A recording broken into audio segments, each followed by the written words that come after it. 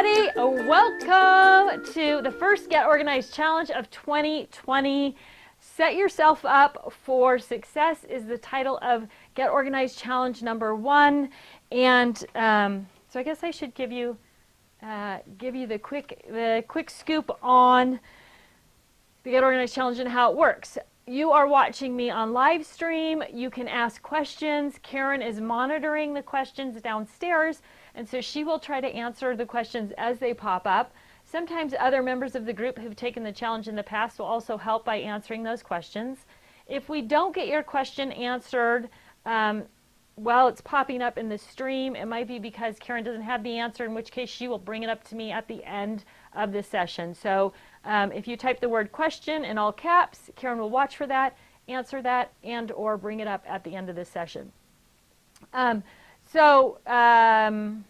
If you're not a member of our Facebook group, the Get Organized Challenge Facebook group, you're definitely going to want to join the group, even if you just lurk around. You don't necessarily have to participate, but tons of great ideas, lots of information are shared there, clarification. If I say something that doesn't really make sense, somebody on the Get Organized Challenge can answer that question for you as well.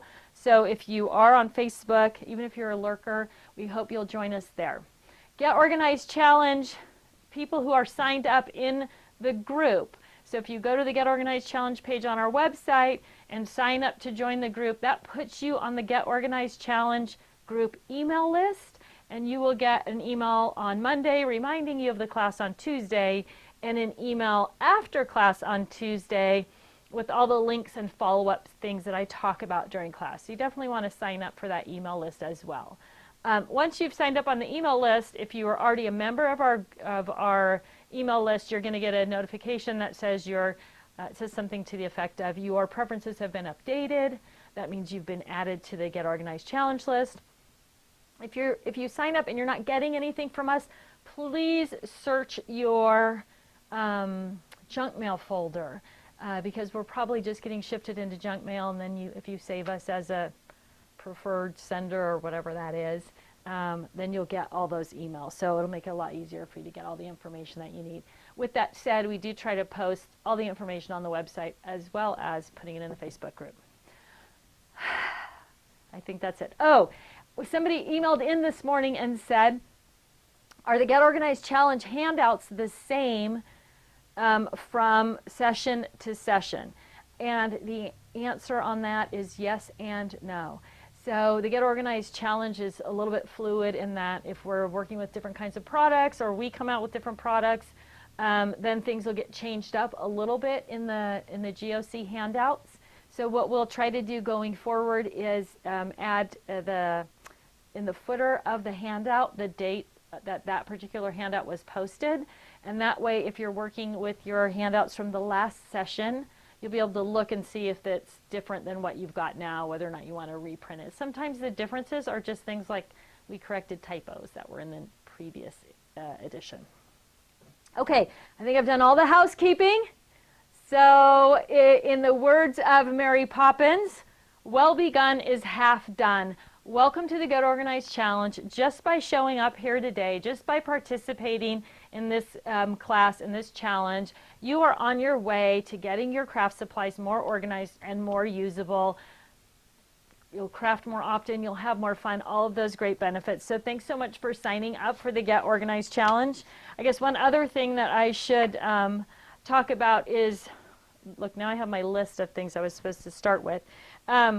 We do a prize every week, or a couple of prizes every week, and so that can be, you can enter for that prize one of two ways. You can put a progress post up on the Facebook group, or you can email us with progress post in the subject line and tell us that you're moving forward, and that gets you into the drawing. So every week we're going to give away a prize, so make sure you post your progress or email us and let us know what you're doing and that you're getting things done. Generally at the very end, I don't talk too much about our products during class. I try to save that for the end, so people who want to learn about our products and the things that we have to offer to help you get organized, you stick around after class and we'll go through whatever products I showed or used during class. We'll go through those and we'll talk more about those particular things for people who want to learn more about that. For those of you who are new, who've never been to any of our classes before, who haven't done any of the classes at shows, welcome. My name, for those of you who are new, Tiffany Spaulding, and I have been helping people get organized since 2003 when we launched the Scrap Rack product line. I was never a crafter or a hobbyist or an art girl or any of those types of things. My mother was a professional artist. She was sort of devastated that I was completely uninterested in anything artsy. When I was a kid growing up, she used to do all my school art projects. She made my student council posters, anything along those lines. My sister was very crafty. My brother is pretty crafty, but it wasn't something that I was interested in doing. So one day I got a phone call from my sister saying, hey, I'm having a party on Friday night. Do you want to come? Of course I want to come. Who doesn't want to go to a party? She says, show up with 5 pictures at 6 o'clock, and hangs up the phone. And I'm like, I don't know what that's about. I need to figure that out. And so I call her back, and it takes me a while, but finally I get it out of her that she's doing a Creative Memories party, right? How many of you out there in live stream land, raise your hands, got that call, and went to that very first event? Well, for somebody who wasn't crafty or a hobbyist or artsy, I got to that event. I wasn't excited about being there because it wasn't my thing. My sister gave me a glass of wine. Of course, things got a little bit better right there. But 30 minutes into it, I was a total scrapbook junkie. I loved everything about it. I thought that I was amazing, which I will just assure you right now, I was not. But decorative edge scissors and cutting pictures into shapes and all of that stuff. And I had a great time. I loved being with my sister and girlfriends and just enjoying the whole process. And so I was a junkie right there. The very next week, I bought everything that Creative Memories rep had. I was going to do an album for myself and an album for my parents and an album for my husband's parents and albums for each of my kids. I mean, I totally went nuts, which many of us do. It's that addiction thing. The next weekend, I went out with my sister. We visited all the scrapbook stores in the area. We bought more stuff. And it didn't take very long before I was completely overwhelmed with how much stuff that I had. I didn't have a scrapbook room or craft room, so I had to haul everything out and put it away every time I wanted to do it. I'm a little bit obsessive, and so it was hard for me to sort of work in that mess. And that is how I started developing organization products for the scrapbooking industry. I needed them to keep myself sane. One thing led to another, and that was, oh my gosh, 17 years ago now. So we started with one product line. We now have 6 different product lines, and we try to organize everything that you've got for paper crafting. And then my sister said, you should teach an organization class. And I was like, nobody needs that. I was at her house at the time. And she turned to my head, so I looked into her craft room, and it was a disaster. And she said, some of us need organization class, Tiffany. So I've been teaching organization classes 16 years. We started the year after. So welcome to the Get Organized Challenge. My goal in this series of classes is to help you organize your craft supplies so you can give up the dig and search and start finding what you need and enjoying what you're doing even more. All right, there's the scoop on me. So let's get started, right? One of the cool things that you're going to find out about the Get Organized Challenge, or hopefully that you'll discover about the Get Organized Challenge, is that we talk mostly about systems and processes. And with a little bit of tweaking, you can take the things that you're going to learn in the Get Organized Challenge that you're applying to your craft supplies, and you're going to be able to move that information over to help you organize your closet or your bathroom or your junk drawer or whatever it is. So if you're part of the Get Organized Challenge group, people share a lot of those stories of how they apply the principles and ideas that we talk about to other areas of their home or their life, right? Everything from, like I said, your closet, your kitchen, into the trunk of your car or your glove box. So it'll really just sort of hopefully changing the way you think about organization. So let's talk specifically about what we're doing here and how we're going to move forward. Right, so we're going to set some goals about getting organized in this class, and that is what Set Yourself Up for Success is all about.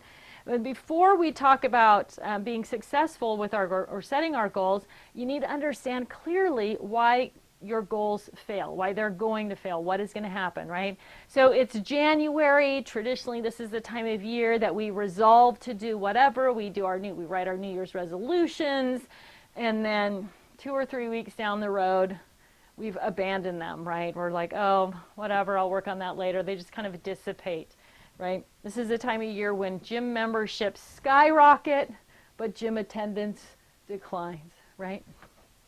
Okay, so one of the reasons our goals fail is because they're so big. We set these big goals, and then we overwhelm ourselves with them, right? So there's nothing wrong with setting big goals, but you need to know at some point that's going to overwhelm yourself. So you're going to probably get sick of me talking about what's happening in your head, but it really is the most important part of moving forward with almost anything in life, and organizing your craft supplies is no exception.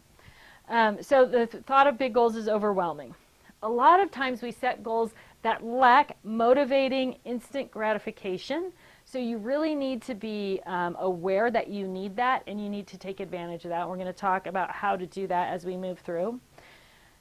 One of the biggest challenges with any kind of goal or resolution is that life is stressful, and stress depletes your willpower.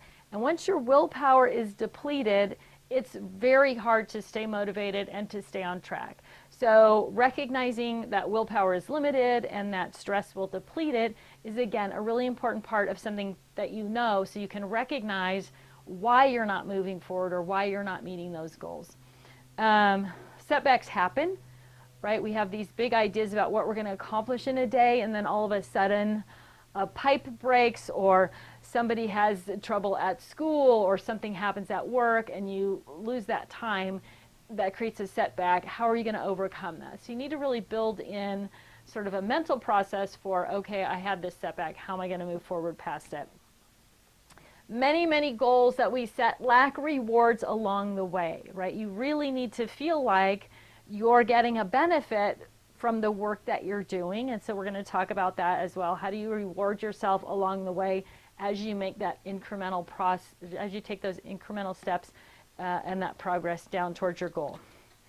One of the biggest reasons goals fail or we don't stick with them is that we don't attach to them emotionally, right? You need something that's an emotional attachment, especially 99% of those of you who are watching me today are female. And women especially, emotional attachments are key for us. They're key for keeping us motivated and for getting us to do things. So choosing goals that have an emotional attachment or emotional benefit at the end is going to be really important as well. So what we're going to do is we need to set goals that are realistic and attainable. They can still be giant, juicy, big goals.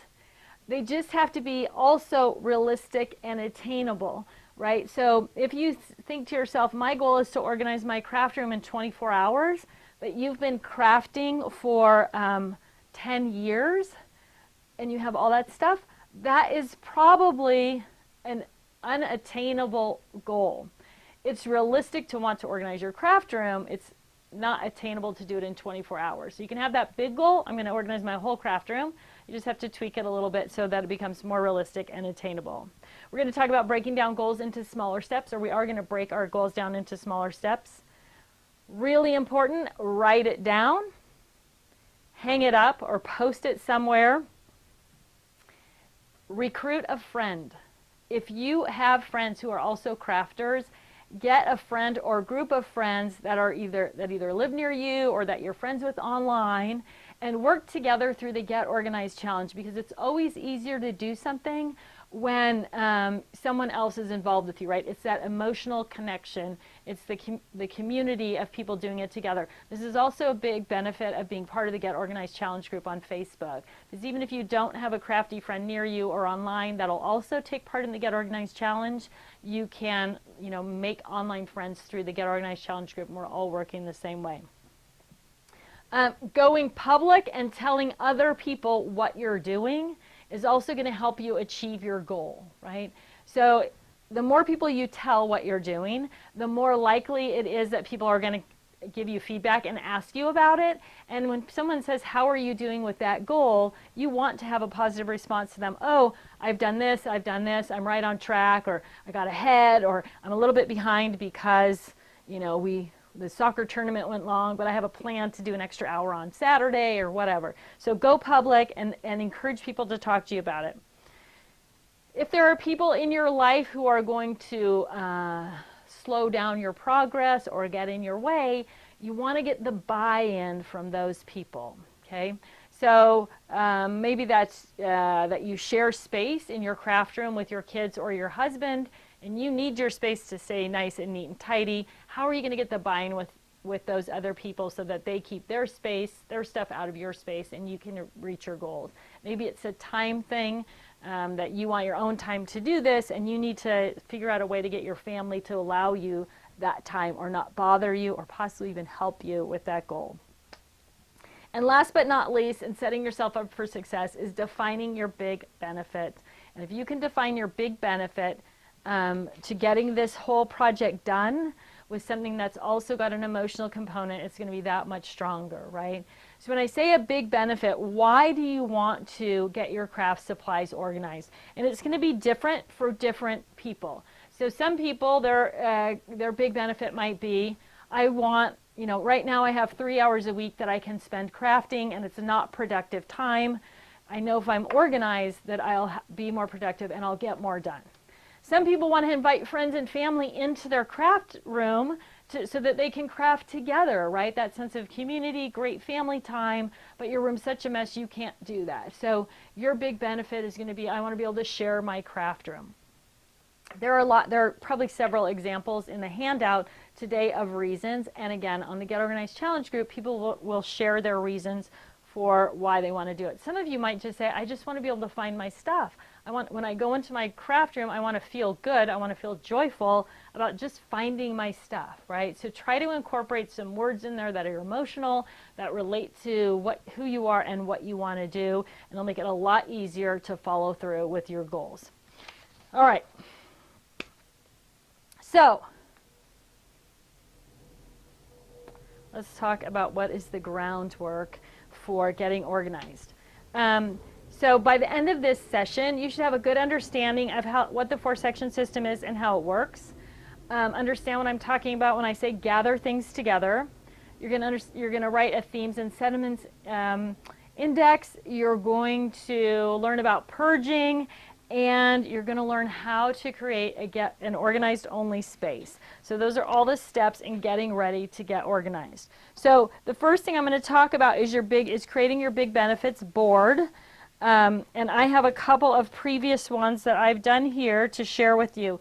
Now, you can create your big benefits board like I've done on 12 by 12 paper and hang it up in your craft room. Or you can create your big benefits board with sticky notes. You can write it on a whiteboard. You can put it on a piece of paper, just a regular piece of notebook paper. The important thing about a big benefits board is laying out what your big benefit is going to be and then what your rewards are going to be.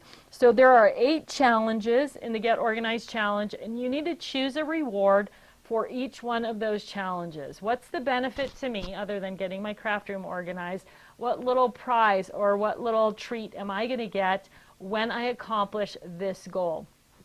And it can be anything, and it can include other people, but it doesn't have to. So one of the things I mentioned earlier was getting the buy-in. When I first did this project, I needed my 2 boys to buy in and allow me the time to get this done, right? So 2 of my rewards included them. My older son, London, loves to go out and eat and play cribbage or go get coffee and play cribbage. My younger son, Max, loves pizza and ping pong nights. So at that point, that's what I put on my rewards, and I shared that with them. I said, when I get this done, when I get challenge number 1 complete, then London, I'm going to take you out for cribbage and coffee. And when I get challenge number 2 complete, Max, you and I are going to have a ping pong and pizza night. So what happened was the 2 boys occupied each other and were encouraging and supportive of me getting that done and them not interrupting me, because each of them had a benefit, which was also a lovely benefit, when I got that challenge done. So if getting the buy-in from your family members could easily be part of your rewards. Now, some people put these amazing and really cool big dollar rewards in their reward list, right? We've had people who their reward for completing challenge number 8, the last one was a trip you know, a 3-day weekend at a scrapbooking event with a girlfriend. It doesn't have to be that. Some people say, oh, I'm just going to allow myself to spend $20 on crafting supplies. Some people say, I'm going to allow myself to take 20 minutes and go for a walk all by myself, right? So it just depends what's motivating to you and what you need and what you would like. Again, if you visit the Get Organized Challenge group on Facebook, not everybody, a lot of people will post their big benefits and they'll talk about their rewards and what they're using to reward themselves. But remember, the most important thing is, does that reward, does it speak to you? Does it make you feel good? Are you excited about getting it? For some of us, just having an hour in the bubble bath alone with a good book, that is a huge reward in and of itself, right? Depending on how busy your life is. So don't think your rewards have to be something big and crazy. They can be, but they can also be something very simple and actually easy to accomplish. I think one of the most fun things that I've seen was one of our participants wrote down her 8 rewards, and instead of, so I have little pockets that say, you know, what, hot yoga membership, a 1-hour massage. So each of my little rewards is tucked in. She wrote down hers on little cards, and then she put them in envelopes and gave them to one of her crafty friends, and her friends scrambled up the envelopes and glued the envelopes on the card. So each time she completed a challenge, she would open the envelope and she knew what the rewards were, but she wasn't sure what she was getting that week. So made it a little bit fun, super cute. And it made a great story, right? So if you're documenting, which I would strongly encourage you to do, take some pictures of your room today or your space. So when I say your craft room, I could be talking about the boxes and bins and totes that are under your bed, or the closet where you have all your craft supplies, or your whole craft room. But take some before pictures, because you're going to feel really good about your before and after later. And the people in the Get Organized Challenge group love to see that as well. Don't be afraid of what you post. Trust me, there is somebody in that group that has a bigger mess to deal with than you could ever imagine, right? So the range is everywhere. So show us, put it up. This is what I'm starting with, and then document your progress in photographs and make a wonderful scrapbook layout. Okay, so first we're going to start with the 4-section system. So one of the keys to organizing your supplies is getting them into a system that your brain can remember, right? So if you've ever organized your craft supplies and then couldn't remember where you put them, what tub they were in, what shelf they were on, whatever, it's because you probably didn't have a good mental path for your brain to follow, right? It isn't necessarily the tool or equipment that you're using, it's the path that your brain is going to follow to find your stuff. So when I started thinking about organization and how your brain works, I thought it's really important that the path that you're laying out for your brain to follow is linear and easy. And so the 4-section system is built on things we already know. So the first section is alphabets and numbers, which all of you know what alphabets and numbers are. The second section is themes and sentiments A to Z. This is everything that you craft about, organized alphabetically by theme or sentiment. So camping, birthday, bon voyage, graduation, any of those types of things. Third section is the calendar year. So these are all of your holiday and seasonal materials organized, again, linearly in that calendar year. And the last section is the rainbow. So, sorry, I should have this over. I'm going to bring this over. Usually I have it a little closer. So I'm going to go through the 4-section system here. So this is a scrap rack. If you're unfamiliar with a scrap rack, it is, I can kind of, let me take the wing off here and kind of see. This is a steel base, and it's covered with a commercial grade of hook and loop fabric, and it sits on your desk at this nice angle, and it works with 3 ring sections that we call spinders. So I'm going to go through the 4-section system in a scrap rack, which is, you probably already know, our flagship product. We think it works great. I mean, obviously I'm a little bit biased. I think it's the best possible way to organize your supplies, but you can use the 4-section system in file folders, in Ziploc bags, in 12 by 12 pizza boxes. You can do it any way with any kind of tool that's big enough to hold, your scrapbooking supplies, so at least 12 by 12. The important thing is the lineal system and the way that you're going to start thinking about organizing your supplies, because once you get those patterns in your head, it's going to be really easy to find what you need, to pack what you need for a crop, class, or event, to integrate new things in. So if you're one of those people who stuffed under your desk, you have boxes or bags, you know, things that you've got from HSN, things that you've bought at a scrapbooking event, things that you bought at the big box store, under the desk or in the closet because you don't know where to put them once you bring them home, you are going to love working in the 4-section system, because before you even buy that thing, you already know where you're going to put it when you get home, so you can find it and you can use it. Okay, so we're going to start with alphabets and numbers. So this is section 1, and it's anything that's alphanumeric and not theme specific, and that's really important. We'll touch back on it in just a couple minutes. So it doesn't matter if it's chipboard, so small chipboard. These are all chipboard alphabets, numbers, buttons that are alphanumeric, stickers that are alphanumeric, right? So the whole alphabet, A, you know, ABC, all the way across, you can see all the things that you've got. Now, one of the things that I regularly get asked about the alphabet section is, should I store my alphabets by color? And one of the things hopefully you're going to learn in this session is thinking about how you store things, how you use them, when you use them, why you use them, what you use them with, right? So when we talk about alphabets, the common storage is to put all my red alphabets together, all my blue alphabets together, right? So that kind of makes sense. If you're looking for a red alphabet, they're all going to be together. But really, when we talk about crafting, when you are working on any type of project, you are working within a finite amount of space. So if you're making a 12 by 12 layout or a 4 by 6 card and you're trying to spell out happy birthday, you are limited the size of the letters you can use based on the space of the size of the project that you're doing. So if you're trying to write happy birthday with 1-inch red letters on a 4 by 6 card, it's never going to work. Right? So when you're talking about letters, my best advice to you is to organize your alphabets by size rather than by color. So if you think, oh, I want to spell out happy birthday, you can go right to that size or approximate size of font that you want to use, and then you'll see, oh, I have red and blue and green and yellow. What matches the paper or cardstock that I'm working with that I also actually have in the right size? So I would strongly encourage this size component of that. So that's section 1.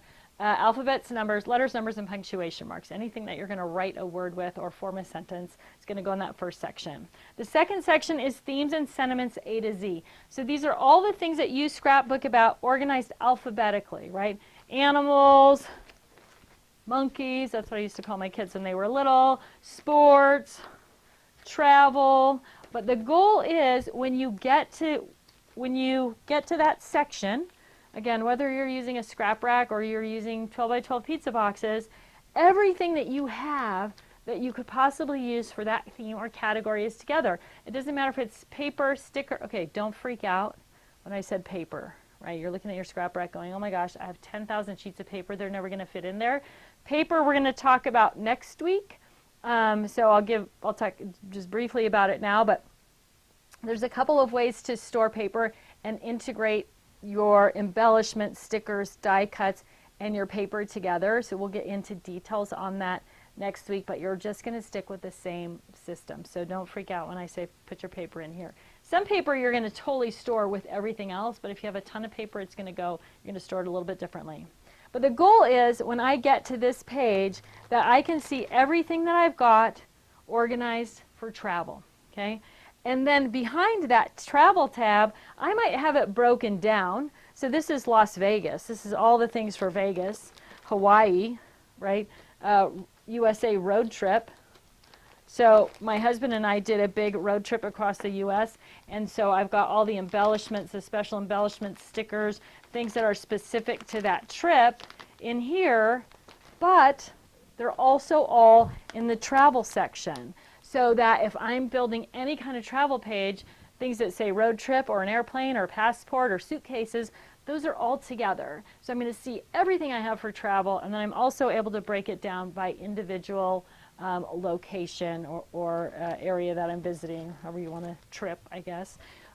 Even full sets of things. So this is an entire page kit for travel. Has all kinds of different embellishments, stickers, frames, paper. I just put the whole kit right into one big pocket in my scrap rack, and I'm keeping things together I'm going to use together. You're going to hear that over and over as we go through the challenge.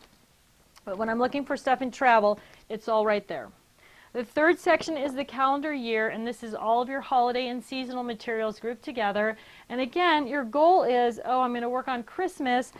Now, whether that's a Christmas card, a Christmas page, a piece of home decor, place tags for your Christmas table, gift tags for your Christmas gifts, goodie bags, any of those things, you want to see all of that stuff in one place, right? So when you go to that Christmas section or that winter section in the holiday and seasons, you are going to be able to see all of the different things that you've got and all that you can use.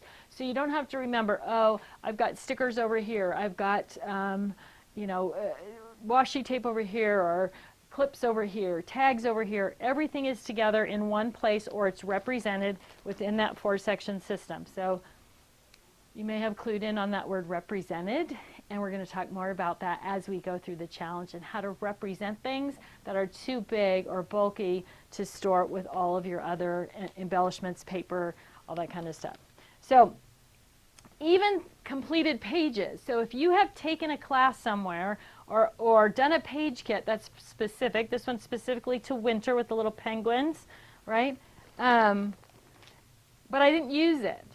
Well, I don't want to put this somewhere else because I'll never remember that I have it or that I did it. So I took this completed page kit, I put it right in the winter section. Now when I'm working on winter pictures, as I'm flipping through my section, I'm going to say, oh yeah, I have this layout. Now do I have the right pictures to fit on it, right? So that happens a lot when we do a layout in a class or something, that the pictures we don't have the right picture orientations or sizes that we need, so we just do something like this. Just save that thing that you've already done right in whatever section it belongs in. So if I had done a travel layout, it would be in the travel section, right? So this is a winter layout, it's in the calendar year section.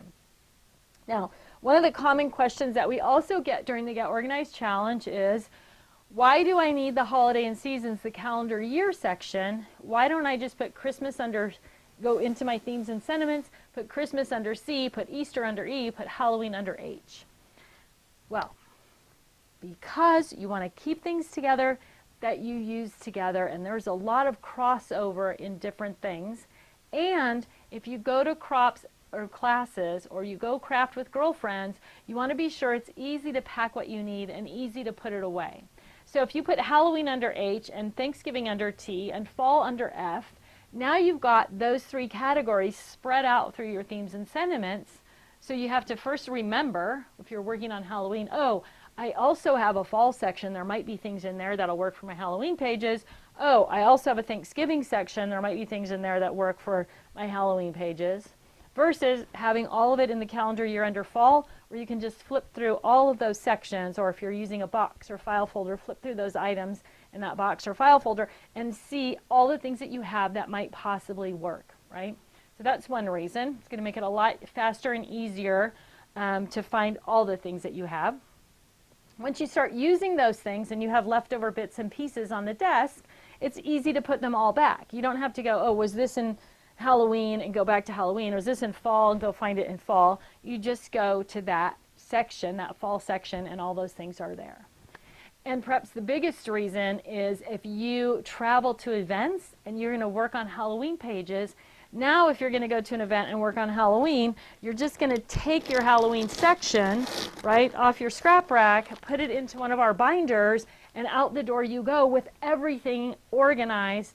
It took seconds, right? And now you can go to that event with all of your Halloween stuff organized and ready to go. And when you come home, you just put it right back on your scrap rack. So I'll talk more about products and those binders at the very end of class. So if you want to learn more about how all that works, stick with me after class. Okay, so that's the third section, calendar year. Fourth section is the rainbow. And the rainbow is where you put everything grouped by color that doesn't fit into one of the first 3 categories, right? So theme, holiday, sentiment, alphanumeric, those are all going to go in the front categories. The last category is all of those things that are just generic by color, and it doesn't really matter what they are, right? It can be beads, brads, buttons, tags, tiles, flowers, bling. But if you need something that's blue, I'm going to say, I want a blue tag. You can go right to your blue section and you're going to see everything that you've got that's blue. Now, people kind of freak out about this last section, about the rainbow section, because we're so used to putting our flowers over here and our beads over here and our buttons over here and our tags over there. But there's a couple of problems that come with that. So the first thing is you have to think, oh, I need a red brad. Do I have those? First question you have to ask your brain, do I have red brads? And when you ask your brain that and it comes back and says, yes, you definitely have red brads, then you have to ask that second question, well, where are they? And if your brain returns somewhere in your craft room, but it'll be way faster to drive up to Hobby Lobby and pick up a new package of them than find them in there, that's when you know you got some trouble, right? But once you start using the rainbow section, now you can say, oh, do I have a blue button? You can come to blue, and if there's no blue buttons here, you know you don't have them. You can run up to Hobby Lobby and you have a good excuse to shop, oh, right? So that's one reason. Makes it easy to find anything. The second reason is it keeps your what you have fresh in your mind. So you might think, oh, I'm going to use a blue button and go here and find that blue button. And in that same moment, you might also see that you have tags or flowers that would work better or work in conjunction with the button. So not only is it faster and easier to find what you want to work with, you're kind of exposing yourself regularly to all the things that you have and all the different knowledge that you have. If you took a class in using tags or using glitter or brads, now you're going to see all those things so that you're going to remind yourself of those things as well. The other thing, well, obviously it's very pretty also, like when you just flip through and look at all the fun things that you have to work with. So you kind of get that sense, especially as women, when things are pretty and neat, we kind of get that. It's just kind of joyful and emotional, and that is an important part of keeping things organized and staying motivated to be organized. The other thing is, when you're done with a project, it's really easy to put things away. Again, I talked about that with the theme categories, but it's the same with colors. So if you pulled out 10 blue flowers because you thought you were going to decorate the whole edge of a page, you only ended up using 2 of them. Instead of just piling all that stuff up at the end of your desk and being like, oh, I'll get to it later, it's very simple to just flip back to where those flowers were and put them right back in the pocket, right? So super simple on so many levels once you get to that 4-section system of organizing your supplies. So the very first thing that you're going to do for this challenge is master the 4-section system. One thing I need to tell you about the 4-section system is there is no miscellaneous, right? There is no miscellaneous category. If you have something that you think is miscellaneous, that is probably an indication that you're tired and that your willpower is running out and you should take a break from what you're doing. Go outside for a walk, have a cup of coffee, glass of wine, or just stop what you're doing for the day and come back to it the next day. Going through and sorting and organizing your supplies should be pretty quick and pretty easy. If you find that you're thinking about things as we work through each thing for a long time, it's generally because your willpower is depleted and it's being difficult for you to make those decisions, because they should be pretty quick. I want you also to embrace this idea, which is an idea that was shared by Mark Cuban on Shark Tank, if any of you watch that. And he said at one point, perfect is the enemy of good. So for those of us who are perfectionists and we think there's a perfect way to get organized and a perfect solution for everything, there probably isn't a perfect solution. And what you need to embrace is good. You need a good system. You need a good way to find your supplies. You need a good way to clean up your craft room. You need a good way to put things away. And that is what the 4-section system is going to do for you. It is going to give you a good, solid, thoughtful, easy path for your brain to find, to pull things out and to put them back, right? So try to abandon, if you're a perfectionist, the idea that there is a perfect way, and try to embrace, I need a good system. I need something that works well the vast majority of the time, and you'll find that with the 4-section system. But again, within that, there is no miscellaneous. So if you start grouping things in a miscellaneous category, that means it's time to take a break.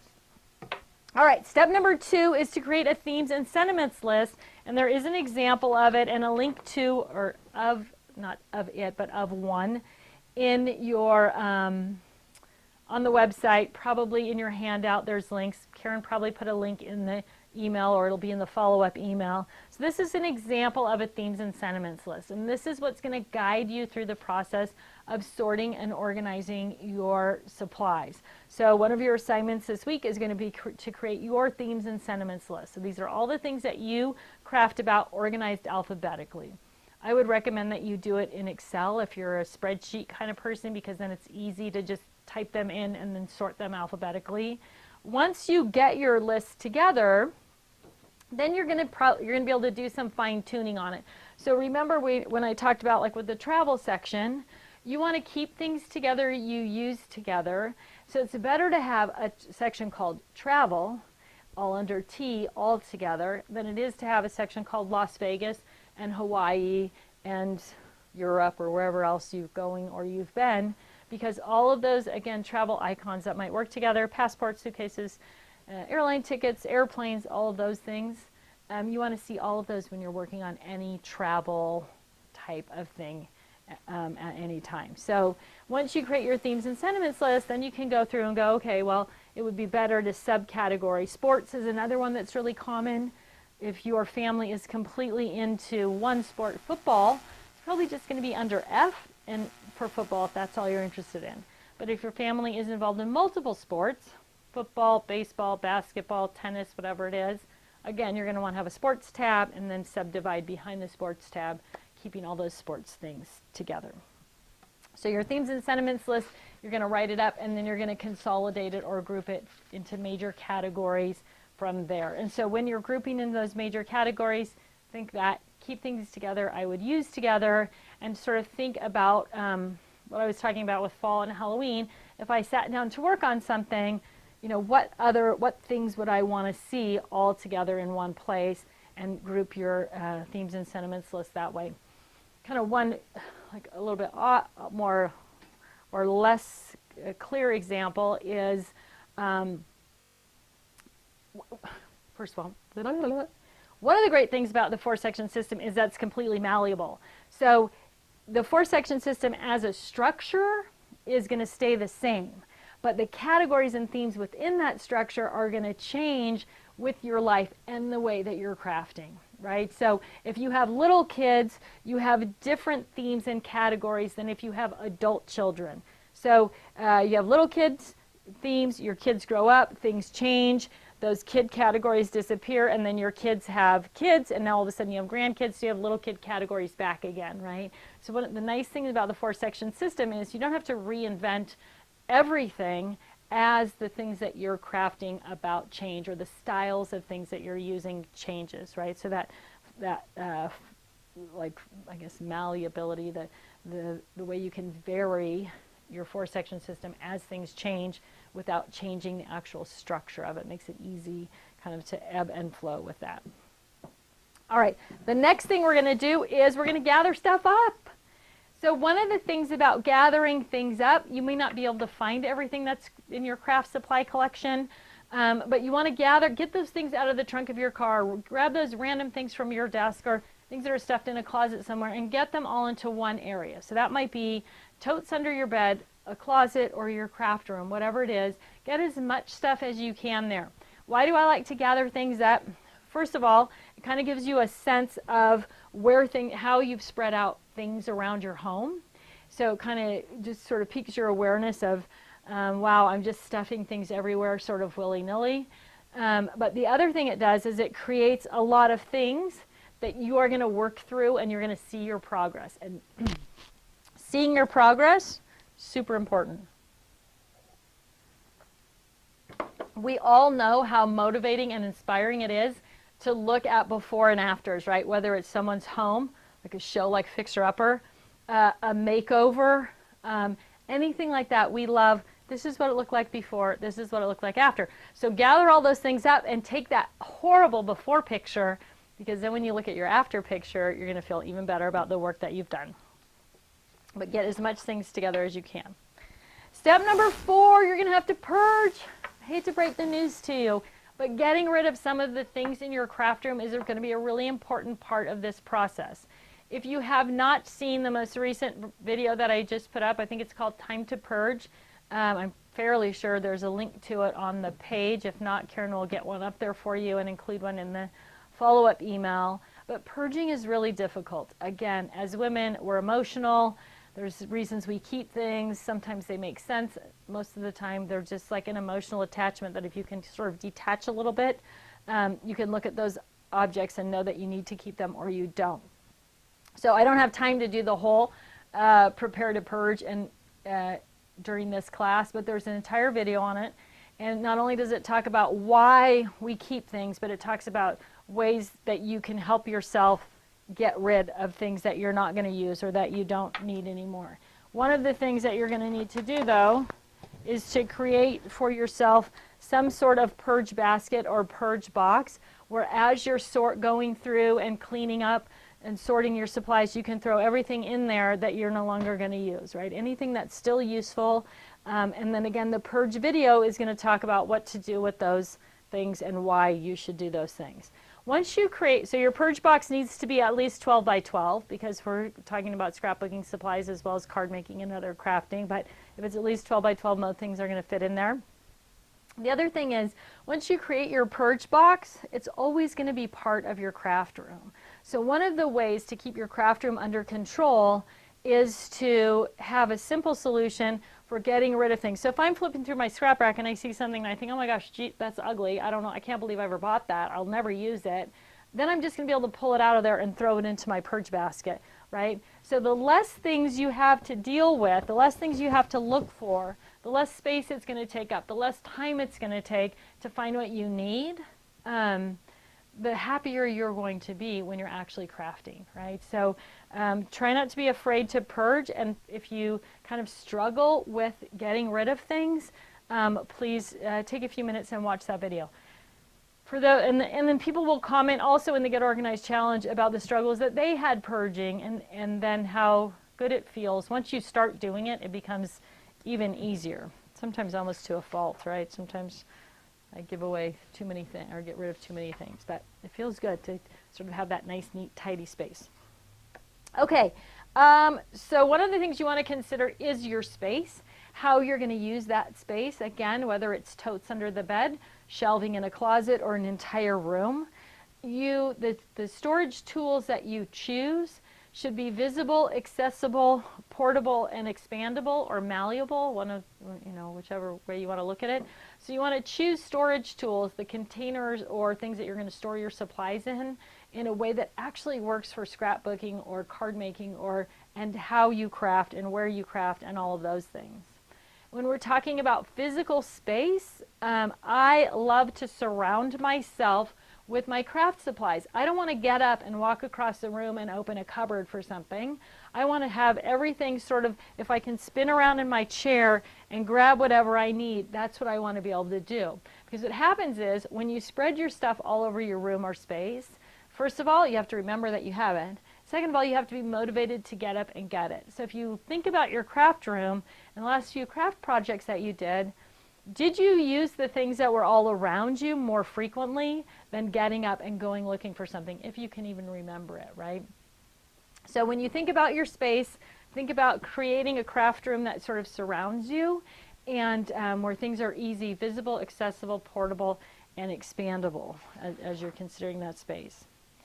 To get started in the Get Organized Challenge, I'm going to encourage you to create an organized only space. And this is an area in your room, your closet, an empty tote, whatever it is, that's completely empty and ready to just organize, put your organized things in, right? So it doesn't have to be a huge amount of space. It could be one shelf.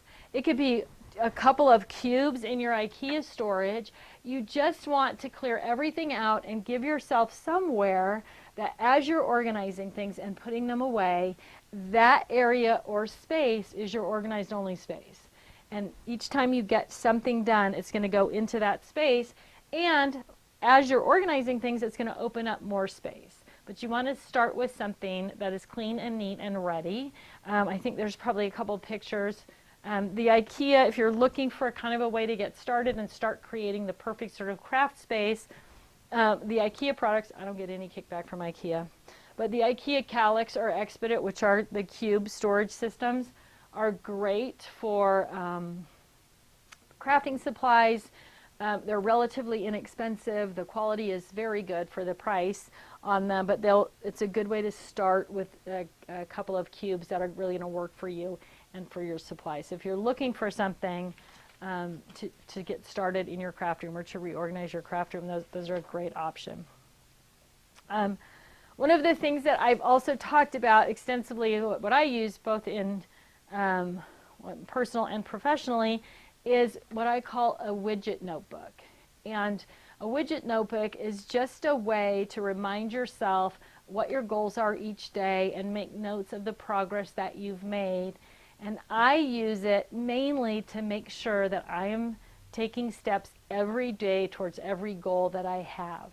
So a widget notebook is where you record what you did today. And it's super simple.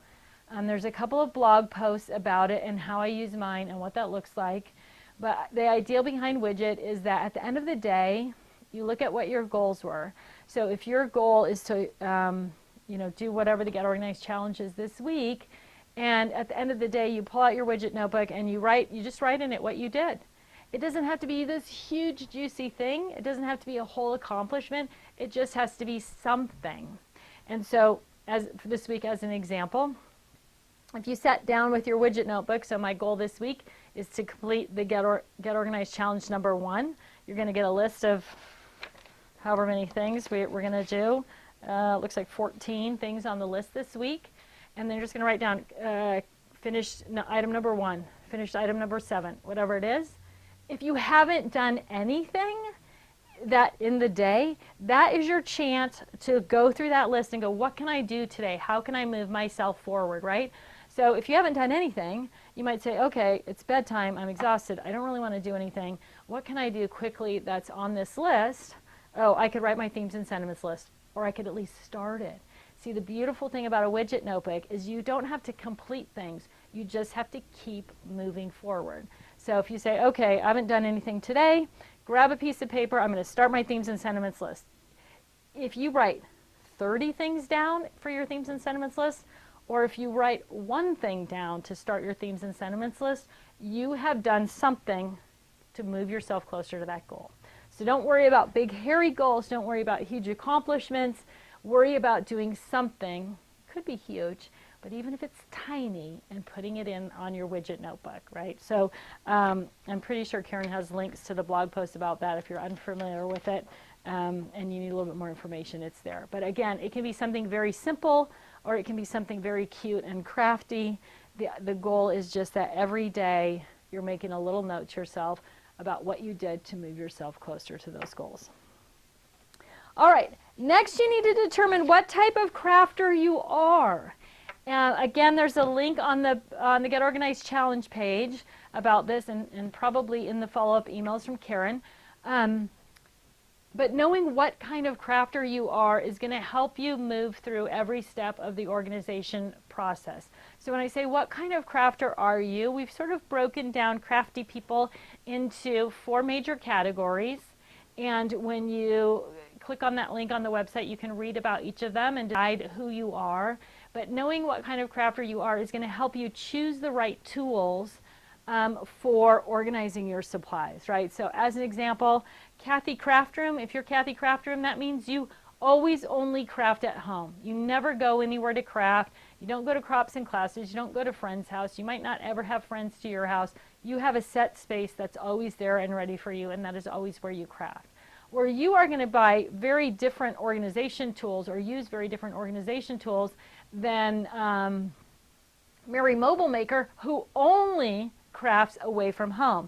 So all of Mary's supplies need to be always packed up and always ready to go because she doesn't craft at home. She needs to be able to put things in her tote and get out the door quickly and then use those things wherever she is, pack them back up and store them when she gets home. So 2 totally different types of crafters, and then there's a couple gals in the middle. So read that post, figure out who you are, and then you can use that little bit of knowledge, again, your brain, for what are the best tools that I'm going to choose for organizing my supplies. So was one of our light bulbs just went out. So a couple of quotes to keep you inspired through the week, and one of them is something that Karen said to me years ago when she first started working with me, and she was going somewhere and doing something with crafty friends, and I said, oh, I wish I had time to do that. And she looked up from her desk and she said to me, Tiffany, we all have the same amount of time. And that has stuck with me almost daily when I'm considering what I'm going to do and what I want to do and how I'm going to get things done. So if you think, I don't have time for that, whatever it is that I need to get done, if you rephrase that in your head to, I'm not choosing to spend my time that way, it will make you a lot more conscious of how you're choosing to spend your time. So if you say, I don't have time to write my themes and sentiments list tonight, and you, instead of saying that, you say, oh, I'm not choosing to spend my time that way, then your brain is going to go, well, how are you choosing to spend your time? Are you choosing to spend your time watching Netflix? Or are you choosing to spend your time getting a pedicure? Are you choosing to spend your time doing homework with your kids? Whatever it is. And I'm not saying that your themes and sentiments list is more or less important than any one of those other things. I'm just saying that by rephrasing it, we're talking about your head now, right? Your head is so important in the process. You're going to think differently. And then you might say, okay, I'm going to choose to write my themes and sentiments list and then watch Netflix. Or I'm going to choose to do my themes and sentiments list and then do something else, or instead of doing something else. So just the way you say it to yourself, how are you using those 24 hours? How are you choosing to use those 24 hours in a day will really get you refocused and sort of point out for you what you could be doing or should be doing. And then another quote also that Karen shared with me, but it's not an original Karen Slusher quote. It's by Albert Hubbard, who said, it does not take much strength to do things, but it requires a great deal of strength to decide what to do. So often we get caught up in making that decision about what to do, and then we don't end up doing anything, right? So be aware of that is what happens. And when you set your daily goals, when you write in your widget book, keep moving yourself forward with small, really achievable goals every day, and you will be surprised at what you accomplish at the end of this 8 weeks. Okay, so we are on to what is your assignment this week? And I need to put on my glasses for this one because my font on my cheat notes here is a little bit smaller. Okay, so first thing, number one thing on your list this week is to create your big benefits board. And again, your big benefits board can be something made crafty. It can be a list written on a whiteboard or a piece of notebook paper, but it's really important that you get that down. What is my big benefit and what are my rewards? 8 rewards for working through the Get Organized Challenge. Now, you notice I'd say for working through the Get Organized Challenge, because some of you have taken the Get Organized Challenge more than once. You're on board to fine-tune things. You'll complete everything. Some of you have been crafting for 15 or 20 years, never taken the Get Organized Challenge, and you have a lot of work to be done. So you might not necessarily complete getting everything organized. The goal is we've established a system, a mental path for your brain to follow, and you're going to work through the challenge, getting as much done in each category as you can each week.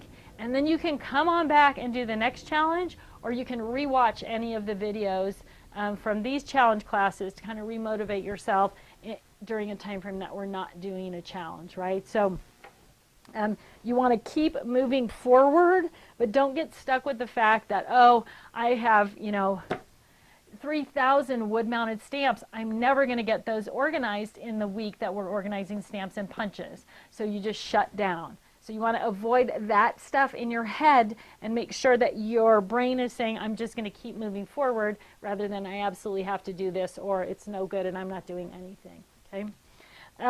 Read the 4-section system article on our website and or watch the video. So I went over the 4-section system here, but the article is going to answer more questions, and there's another video that has a lot more details in it, so it'll kind If you're someone who needs more details, that's a great place to go.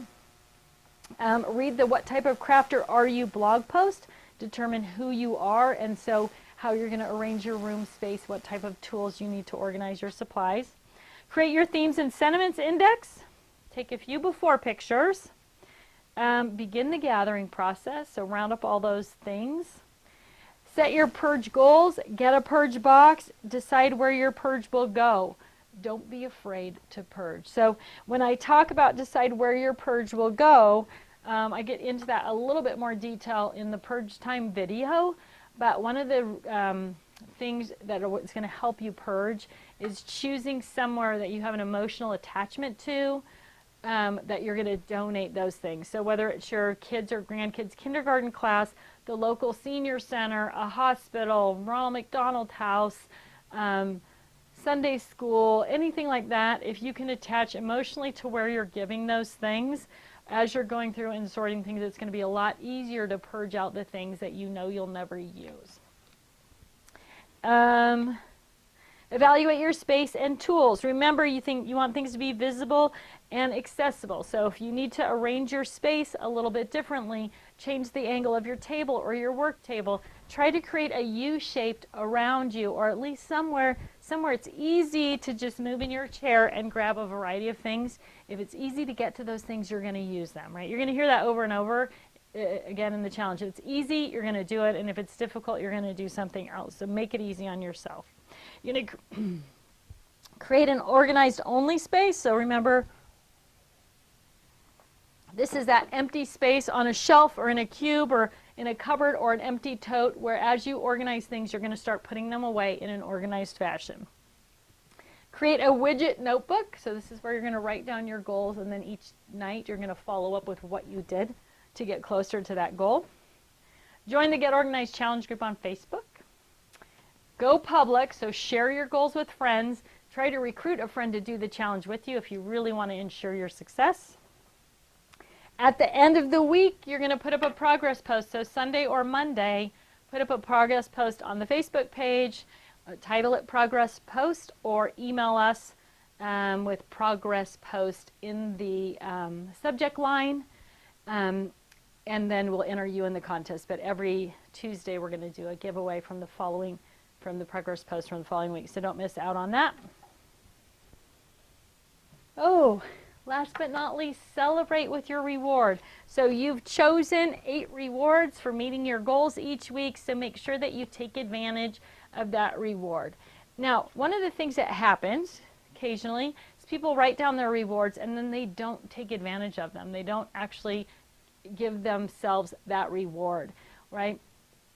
That has a negative effect on your brain, because you said you were going to get this reward if you did this thing, and now you did this thing, and now you're finding excuses for not giving yourself the reward. So the value of it is diminished completely, right? So take advantage of the reward. Make sure you're picking rewards again that are realistic.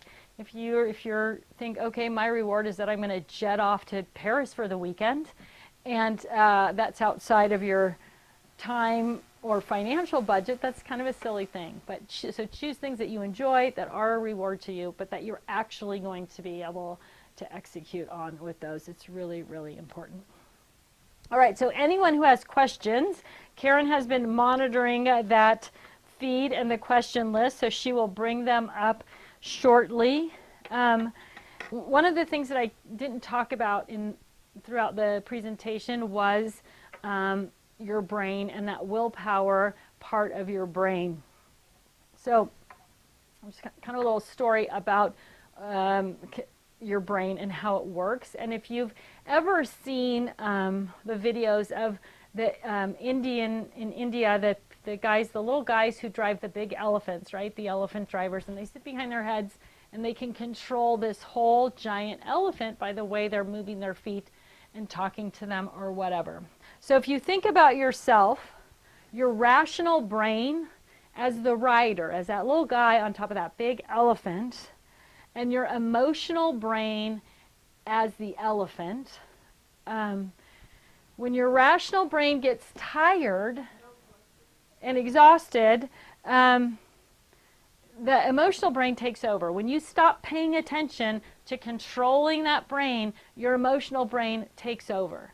And you can't make good decisions anymore. And this is really evident if you have had a really, really busy day at work and things have gone sideways and you've been problem solving, and maybe you had something going on with your family and you're planning your vacation, and all of these things are happening all day, and by the time you get home, you went into work early thinking you were going to get out early, but that didn't happen because you had so much going on. By the time you get home, you're physically exhausted, but you're also mentally exhausted.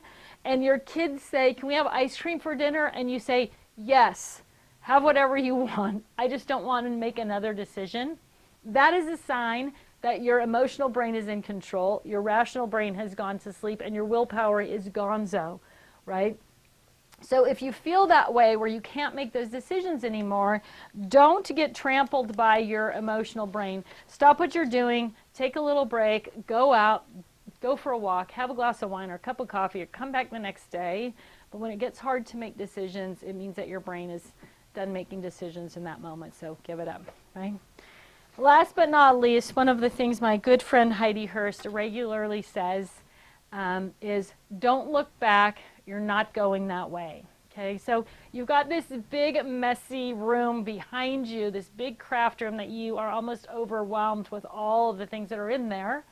And if you start thinking about that, if you start looking back at that mess, you're going to feel overwhelmed. You're going to feel like, I'm never going to get this done in 8 weeks. Take a deep breath, accept the fact that you aren't going to get it all done in 8 weeks. Some of you will, but most of us spent years messing up our craft room. It's going to take longer than that. Just think, oh, you know what, I might not get it done in 8 weeks, but I'm moving forward. I'm going step by step, a little bit at a time. And here's the beautiful thing about the challenge. Next week, we're going to actually start the process of sorting paper, right? And the reason we start with paper is because once you've sorted 6 or 8 inches of paper and you have it in your organized only space, you will be able to use that little 6 or 8 inches of paper right away, and you'll be reaping the benefit of doing these small steps in the challenge, and that alone will keep you motivated and focused, right? So don't think about the task at hand. Think about what the end result is going to be, and the fact that you're going to move through to that end result in very small, very manageable steps. All right, everybody. So if you want to stick around and learn a little bit more about the scrap rack, I'm going to talk about the scrap rack and pages and dividers and all those things, how that all works. If you're familiar or you don't want to learn about it, feel free to log off at this point. If you have questions about the scrap rack, you can ask those as well, and Karen will bring them upstairs. So you have your challenge list. You have the things that you need to get done. Hopefully you printed out your handout, and you can check those things off on the handout as you go. Remember to post your progress post, and I will see you again next Tuesday. Take care. All right, for the rest of you who need to learn a little bit more about the scrap rack and how it works and why it works and all of that stuff, I'm just going to shift back over here. So the scrap rack, if you've never heard of it, this is our flagship product line. And when I say that, it means that is the thing that we are most famous for, most known for. Obviously, the thing that's been in our product catalog for the longest. It's what we started with. The scrap rack was born because, like I said earlier, I am a little bit obsessive, right? And it's difficult for me to work in a mess. It's difficult for me not to be able to clean up the mess. Having things scattered around, so I had to pull everything out, make a mess, work with it, and then spend all this time cleaning it up. It almost cost me the joy of crafting. I almost said, I'm not going to do this because I can't handle the mess. And that is how the scrap rack was born. I needed something that I could pull out easily and put back easily. And so literally, I could pick this up and I could put it on my washer and dryer at my old house, so I could bring it out to the table and craft with it. And then when it was dinner time, I could just pick it up and move it somewhere else so it was out of the way. So it kept everything organized all the time in those 4 sections, those themes and categories. So it made it really simple for me to actually find things and do things. And then as the scrap rack sort of evolved and as my crafting evolved, it got bigger. And when I say it got bigger, I don't mean the product line. That certainly got bigger, but my literal scrap rack got bigger. And how I did that was I took the wing off and I added another base to it. There's a hook and loop fabric wrap that goes around this, and I moved the wing to the outside. So I literally could double the amount of space that I had, or you can double the amount of space that you have, without something brand new, creating something brand new. So the scrap rack itself, this is 15 by 12 this way. Once you add the wings, you add 11 inches to each end with the wings, so you get up around 37 inches for the whole thing. But literally thousands of items are going to fit in that's 37 inches. Then you can add another base or a second base. I was just, where was I? I was just at Creativation, and one of the ladies at Creativation came up to me and she said, I'm now up to 12 bases. So she scrapbooks with her daughters, so they have all of their stuff all together, all in the 4-section system, but it's really easy for any one of them to say, oh, I want Halloween things, or oh, I want Christmas things, and be able to go right to that section and find it. So if you start with a single base, no, you can add bases. And one of the beautiful things about this is you aren't reinventing the way you have things organized, right? You're keeping the same system, that same mental path. You're just spreading it out or adding things in. So it makes it really simple that way. So the scrap rack itself is the metal base and the 2 metal wings. And then it works with these 3 ring sections. They're called spinders, which is a cross between the word binder and spine, right? The spine of a binder is a spinder. So there's just a standard 3-hole punch, which means they're going to fit anything else that's a standard 3-hole punch. So if you already have some pages or dividers or some tools or equipment that are stored in the standard 3-hole, you're going to be able to integrate them right into the scrap rack. And then it just puts everything right out at your fingertips, right? So we say, give up the dig and search for the flip and find, because all of a sudden you're saying to yourself, oh, I'm going to work on travel. Where are my travel stickers? Where's my travel washi tape? Where's this embellishment or that embellishment? And you're going all around your room trying to A, remember what you have, and then B, remember where you put it. Well, with the scrap rack, you're going to flip to your travel section and you're going to see all of those things. So it makes it really simple to find everything quickly and easily. And when you buy something new that's travel related, it's going to go in your travel section. Or Christmas related, it's going to go in your winter section. So it makes it really simple to put things away as well. Now, the other thing that it makes it really simple to do is travel with whatever it is that you're working on. So this is our canvas craft binder. So on the inside of it, you're going to find a bunch of pockets that have a reinforced bottom and then a bunch of different elastic loops. So pens, tools, scissors, all of your basic supplies for an evening or an afternoon crafting event are going to fit right into this binder. And then you're going to be able to take up to 3 sections off your scrap rack, attach them to the loop fabric in here, close it up. There's a big pocket on the front for your paper trimmer, and you're going to be able to get out the door to a crafting event that's just for an evening or an afternoon with everything you need in just a few minutes. So if you currently attend crafting events, you know that sometimes to attend one of those events, it can take hours to pack up, and then sometimes by the time you get home, you don't want to put things away, but your stuff might stay in whatever box or bin or tote or however you hauled it around for days or weeks. But this makes it easy. You get home, you take the sections out of your canvas binder and you put them right back onto your base unit, and instantly everything is reorganized. If you're at an event where you can buy things, you're working on travel and you bought new travel stuff, again, you're going to be able to put those things away at the event, and then when you get home, they're already ready to go. So super simple. That and there's tons of videos about how to use a scrap rack and how to travel with it, but you literally can take an entire scrap rack in a rolling tote in one of our craft crates, roll it to the show, and then when you get there, or the event, when you get there, you set it up on the lid of the craft crate, and now you've got all of your supplies organized. Took 2 minutes to pack, takes 2 minutes to set up at the show, but you have everything that you need, 2 minutes to pack it up and go home. So the versatility of the scrap rack, whether you're using it on your desktop at home and it's out and ready to go all the time, or you're packing it up to take to an event, it works in either situation and allows you that flexibility, as well as the variety of different storage options for different types of products. So when I say that, I guess I should kind of show you. So all of the scrap rack pages are 12.5 by 12.5, right? That is the base of all the pages. And we made them 12.5 because scrapbook paper is 12 by 12, but a lot of manufacturers put a 1/4 inch or a 1/2 inch strip on the end of the paper. Sometimes there's a strip at the top of a 12-inch sticker or some sort of embellishment. So having that little bit of extra space allowed for that. But it also allows for you to be able to move things in and out of the pockets really easily, right? Because everything's just a little bit bigger than the supplies that you're using. So I'm just going to go quickly through the different scrap rack pages.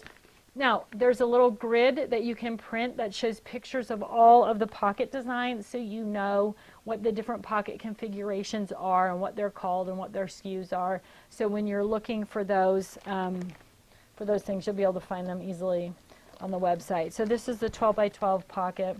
This pocket is, again, 12.5 by 12.5, but split down the middle. So you've got that 6 by 12 vertical, which is great for things like thickers and other 6 by 12 embellishments, stickers, that kind of stuff. This is obviously not 6 by 12, but it still fits perfectly in that pocket. You can see how easy it is to pull things in and out of the pockets. You can put multiple items in each pocket, and they'll hold quite a bit of thickness, right? So we always tell people the scrap rack pages are going to be whatever you put in there. It's up to you how many items. I put 3 to 5 items in each pocket. Some people just put 1 item forward, 1 item backwards because they want to see everything.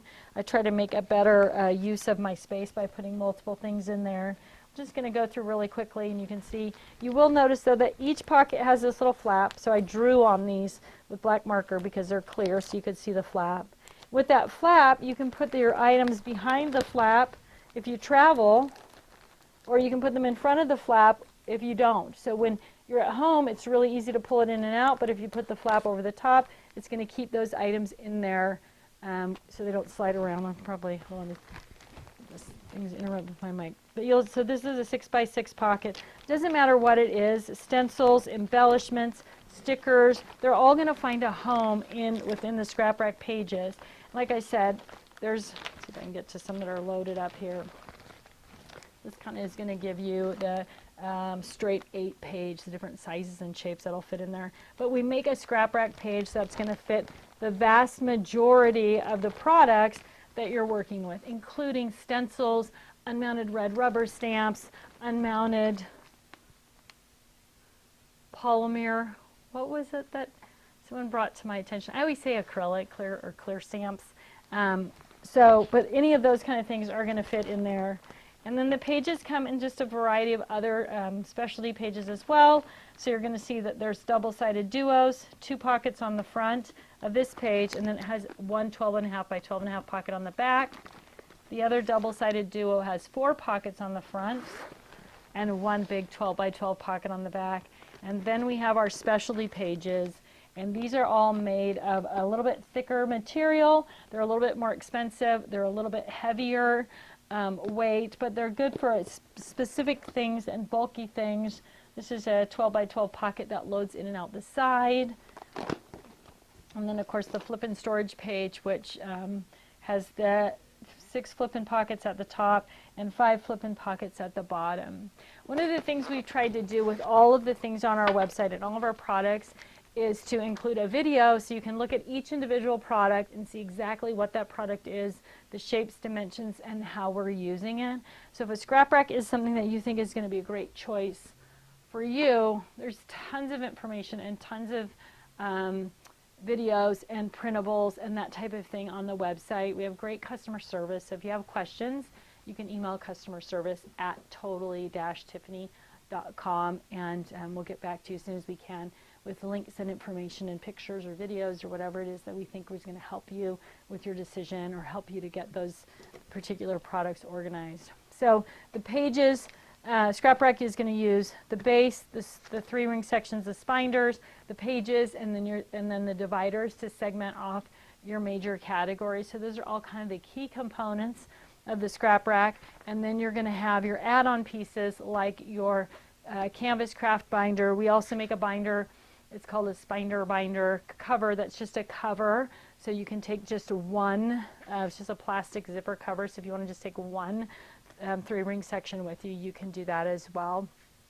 You're going to find all that stuff on the Scrap Rack page when you go to our shopping pages, kind of broken down by categories. So I think that's kind of it for the Scrap Rack in a nutshell. One of the biggest things about the Scrap Rack is people say, oh, it's big, I don't have room for that.